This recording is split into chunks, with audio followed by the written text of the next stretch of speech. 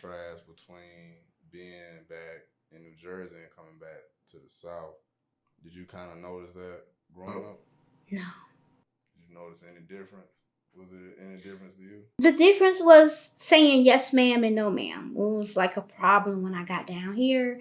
I couldn't say yes or no, or I was disrespectful. Or if I go up north to Camden, I couldn't say yes, ma'am, or no, ma'am, because they always say that was a Southern slavery word. So I think that's the only difficulty that I had by moving back and forth. Like, I was rude. They would say I was very rude when I come here and say yes and no. So. Do you think it's like such thing as like a Southern mentality? Yes, I'm hearing now that it's the respect, and I still kind of disagree with that. I think that word was given for us to say. It's not out of respect. It's like you use the word N-word. It kind of reminds me of the yes, no, and no, ma'am sometimes too. Absolutely. So at 18, you get your own place. Like what comes next? Mm-hmm. I got my own place and I had 3 kids. Yeah. Some sort of freedom, too much freedom. But I had 3 kids like in 3 years. Okay. And so for those years from 18 to about 27, 30 something, I raised my kids. I was a single parent.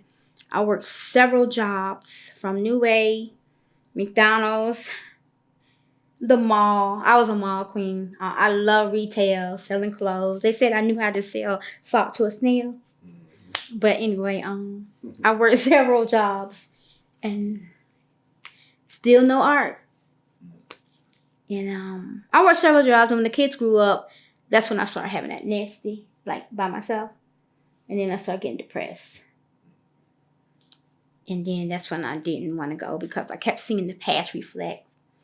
Just finally, when I slowed down, it was like the past knocked on my little arm and said, hey, you forgot about me. Because I took a deep breath as I raised the kids and I was working there, and life was amazing.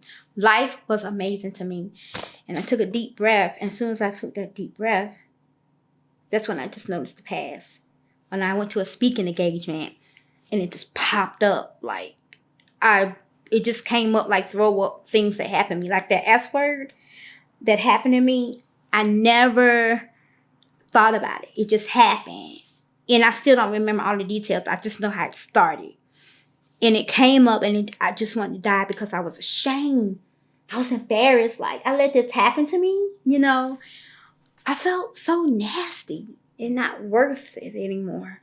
So I wanted to die because it was like a family thing. And I actually wanted to die. So I started painting. That's when I started painting. I started going to therapy first. And therapy was art on a journal. And then I started painting. And then it was too big for the journal. And then I started doing canvas. And there I was. Rhonda Sunshine was born. Where does the sunshine come from? My uncle used to call me Sunshine. He used to call me Sunny. Rest in peace, my Uncle KK. He used to call me Pooh, Sunny Pooh.